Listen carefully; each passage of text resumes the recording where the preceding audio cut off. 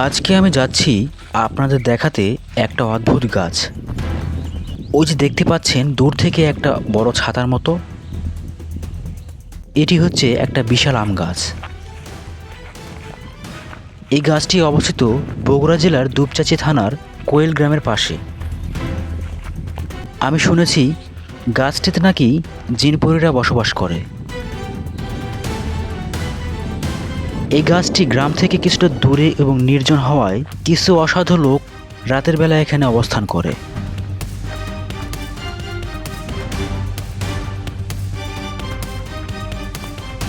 আমার এক দাদুর কাছ থেকে শুনেছি এই গাছটাকে নাকি তার দাদুও দেখেছে। আর এই আম গাছের বয়স ৩০০ বছরেরও বেশি।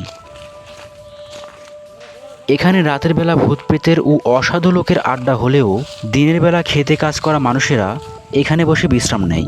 গাছটির বয়স বেশি হলেও আমের সময় যদি আপনারা কেউ এখানে আসেন, এই গাছের আম দেখে আপনারা অবাক হয়ে যাবেন।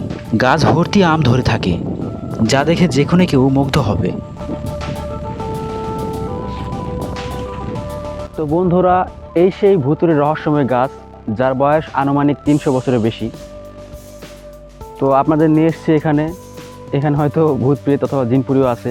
দিনের বেলা কোনো ভয় নেই, তাই ভয় পাচ্ছি না। এদিকে অনেক লোকও আবার আছে, লোকজন কাজ করতেছে। তো চলুন দেখাই গাছটার অবস্থান। গাছটির আকৃতি দেখে আপনারা অবাক হতে বাধ্য।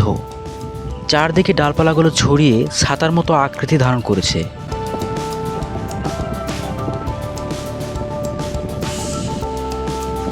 গাছের শেকড়গুলো দেখেই বোঝা যায় এই গাছটি কতটা রহস্যময়। আপনাদের মধ্যে কেউ যদি রহস্যময় সৌন্দর্য উপভোগ করতে চান, তাহলে এখানে আসতে অবশ্যই ভুলবেন না।